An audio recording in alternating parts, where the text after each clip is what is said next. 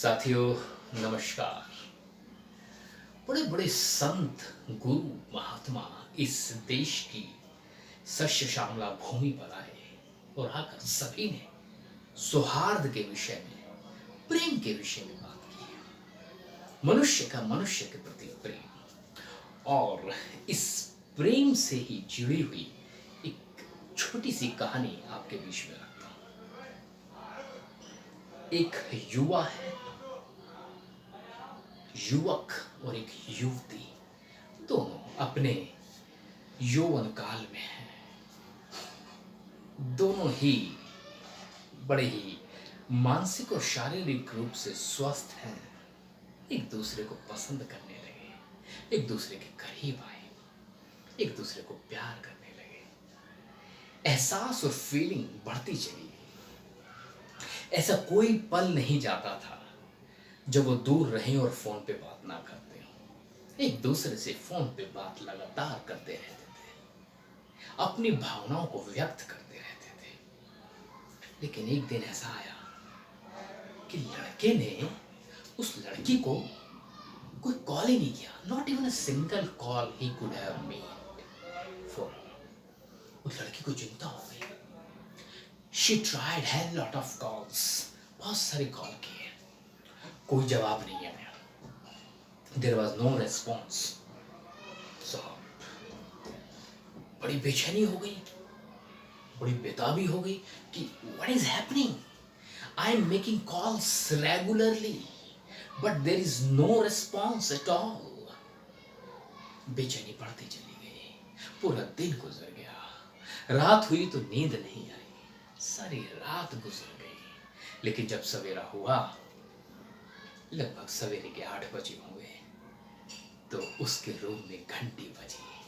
Phone उठाया, my goodness, दूसरी तरफ वही युवक था जो उसको प्रेम किया करता था। दोनों में आपस में बातें हुई। सबसे पहला सवाल ये, पूरे दिन बात नहीं की, कहाँ थे, कहाँ व्यस्त रहे।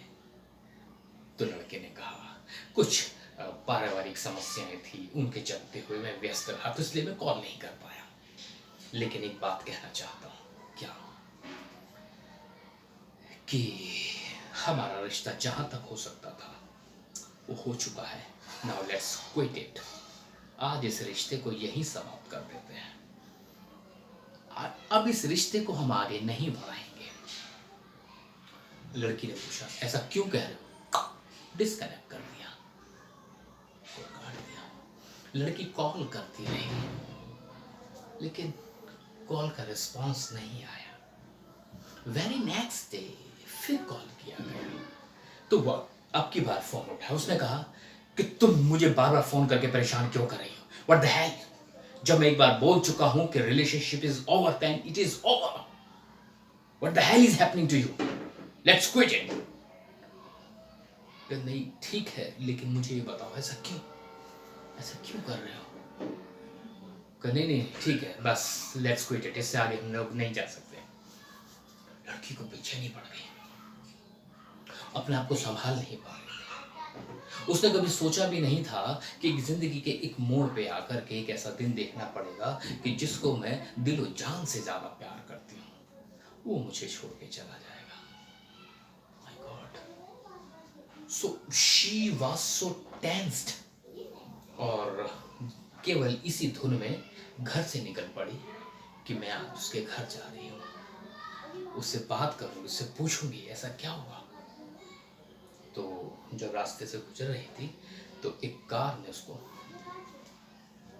टक्कर मारी, एक्सीडेंट हो गया। तो किसी तरह से हॉस्पिटलाइज हुई। लड़की वाले भी वहाँ पहुँचे। अब लड़के तक भी खबर गई कि कुछ ऐसा हो गया। तो लड़का भी आया, आके कहने लगा आई एम सो सॉरी, मुझे ऐसा नहीं करना चाहिए था, मुझे नहीं पता था कि इतनी बड़ी घटना हो जाएगी। लड़की बुरी अवस्था में है, एक्सीडेंट भयानक हुआ था। उसने केवल एक ही बात पूछी, आपने ऐसा क्यों किया, सच बताओ। तो लड़के ने कहा, एक्चुअली जिस दिन मैंने फ़ोन नहीं किया था उस दिन ही मेरा चेकअप हुआ और मुझे बताया गया कि मेरे दिल में छेद है और मेरे पास बहुत कम वक्त बचा हुआ है। तो मैं नहीं चाहता था कि मेरी वजह से आपकी ज़िंदगी खराब हो, इसलिए मैं आपसे डिस्कनेक्ट करना चाहता था। ये वाली बात जैसे ही सुनी उस लड़की ने, सुन के उसके हृदय की गति रुक गई। अब वो इस दुनिया में नहीं रही। शी वॉज नो मोर। जैसे ही उस लड़की की हृदय गति रुकी, बस उसके चंद क्षण के बाद उस लड़के की भी हृदय गति रुक गई और दोनों इस दुनिया को अलविदा कहकर चले गए।